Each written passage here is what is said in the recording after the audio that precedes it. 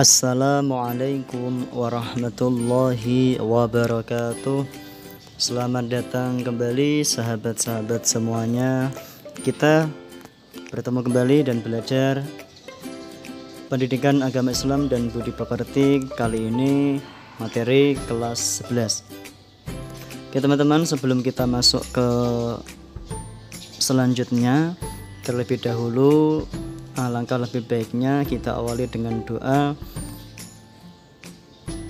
Bismillah atau bisa dengan surat Al-Fatihah. Kali ini kita awali pembelajaran dalam video dengan bacaan basmalah bersama-sama. Bismillahirrahmanirrahim. Terima kasih, semoga video ini nanti bermanfaat untuk semuanya. Pada video kali ini kita akan membahas tentang materi yang ada di kelas 11, yaitu beriman kepada kitab-kitab Allah.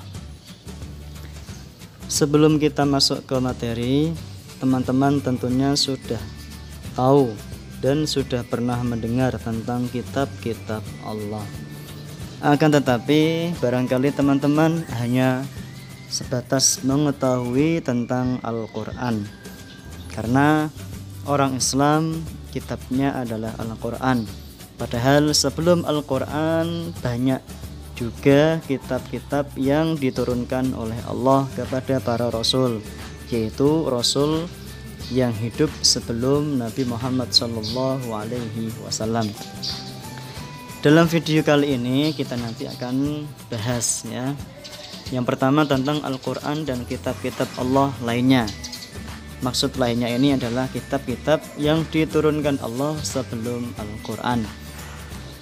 Yang kedua nanti kita akan membahas tentang intisari Al-Quran dan perilaku beriman kepada kitab-kitab Allah. Selanjutnya Al-Quran dan kitab-kitab Allah yang lain. Di sini kita tampilkan ada 4 kitab ya teman-teman, termasuk Al-Quran. Jadi sebelum Al-Quran itu ada 3 kitab yang diturunkan oleh Allah kepada para rasul, yaitu yang pertama adalah kitab Taurat. Kitab Taurat ini diturunkan kepada Nabi Musa alaihissalam, yang mana Nabi Musa hidup pada zaman Bani Israel ya.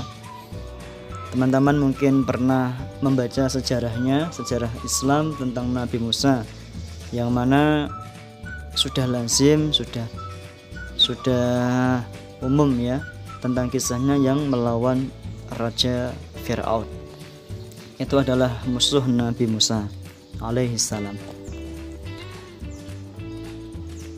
Kemusuhannya ya terhadap Raja Fir'aun itu sudah jelas sekali diterangkan di dalam sejarah Islam itu ya, sampai menyeberangi laut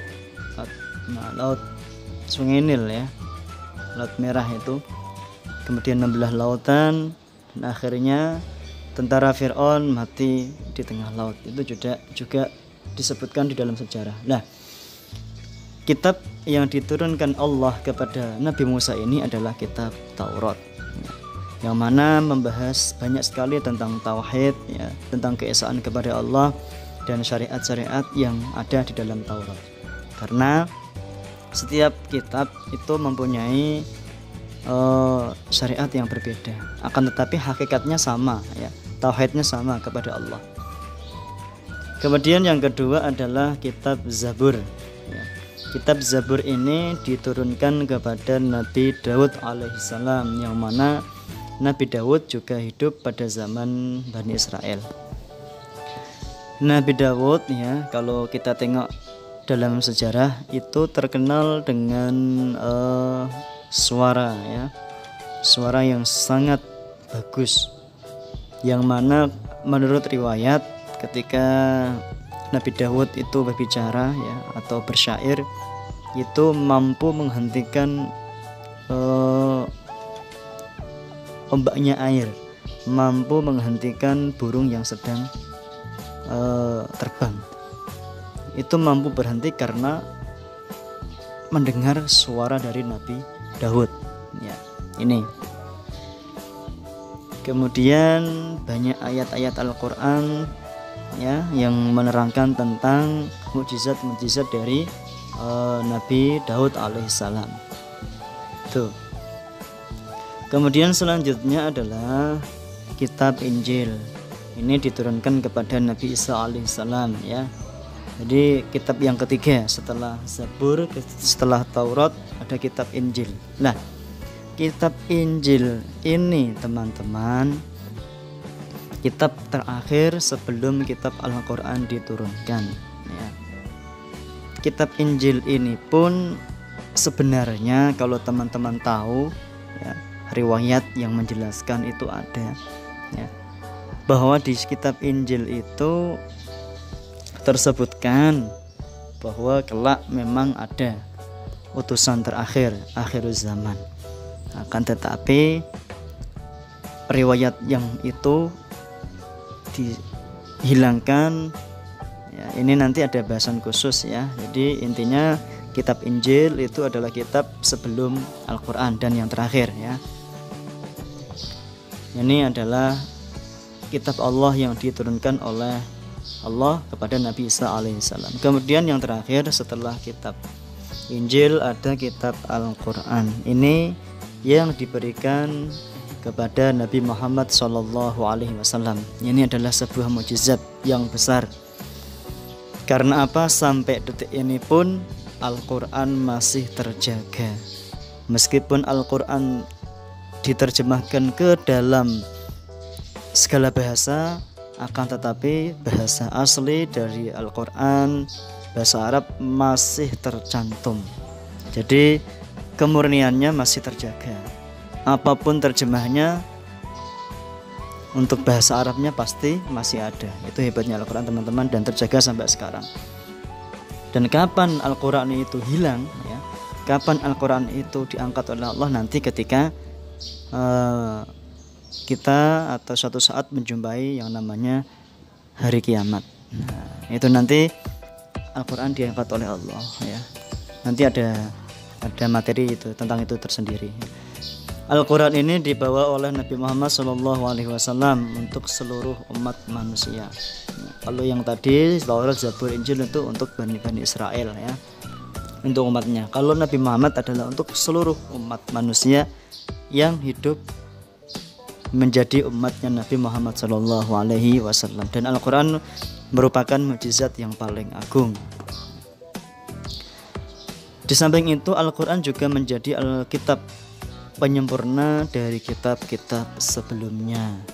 Jadi kitab-kitab sebelumnya itu disempurnakan oleh Al-Quranul Karim. Selanjutnya teman-teman, intisari dari Al-Quran, karena Al-Quran adalah kitab kita ya, selaku orang Islam umatnya Nabi Muhammad SAW.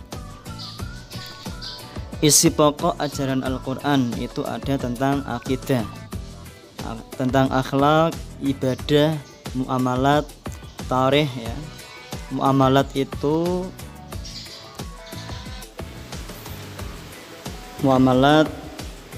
tentang jual beli ya. Tarikh itu mengenai sejarah. Kemudian semangat keilmuan ya. Keistimewaan Al-Quran sekarang yaitu syariat Islam ya, ibrah, teladan, dan sebagai sumber hukum Islam. Kemudian perilaku beriman pada Al-Quran, percaya bahwa Taurat, Zabur, Injil, dan Al-Quran merupakan firman Allah Subhanahu wa Ta'ala, serta berpegang teguh pada Al-Quran. Selanjutnya hikmah beriman kepada Al-Quran yaitu meningkatkan keimanan kepada Allah Subhanahu wa Ta'ala dan membuat hidup lebih teratur. Ya teman-teman, ada nama-nama lain Al-Quran ya. Ada Alkitab, ada Al-Furqan ya. Al-Furqan itu pembeda antara yang hak dan yang batil. Az-Zikr ya. Az-Zikr itu termasuk pengingat ya. Antazil ya. Ada lagi yang tidak ada di sini, Asy-Syifa ya. itu sebagai obat. Itu teman-teman, sedikit materi yang dapat saya sampaikan dalam video kali ini, semoga bermanfaat. Sekian, terima kasih. Assalamualaikum warahmatullahi wabarakatuh.